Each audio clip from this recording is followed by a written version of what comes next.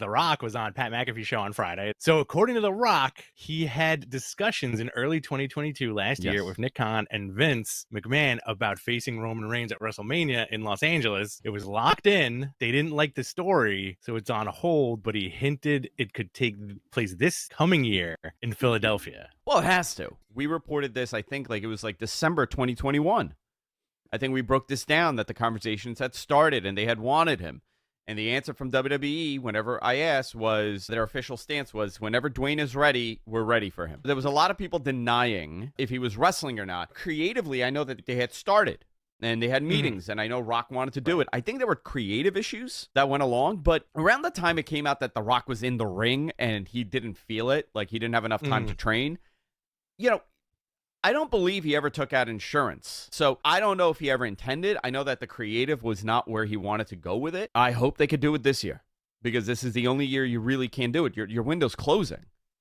I also think this is Rock's apology tour, and he's trying to do a make good for Black Adam, for the Hawaii thing, for whatever, just trying to show his face on TV again so people don't forget him. He lost $60 million on the XFL, and the writer's strike is ending. So now we don't know what they're planning on doing. Yeah, exactly. But they have to lock this guy, and I know Endeavor wants this match. Because remember, he's a crossover star. On the McAfee show, he did specifically say, I can control my schedule. I know that he could lock it in, but you could only lock it in now when you don't have a commitment. He doesn't control his schedule when he's committed to a project. He's not committed to anything right now because there's nothing to commit to. So if they could work it out today that there's a blackout date for him from January to April, they could figure that out.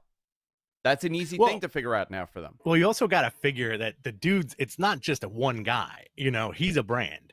He's a brand. It's 10 people going, hey, listen, think about this. You can't do that. You got to do this. He's got his own writers. He's got his own promo team. He is a brand.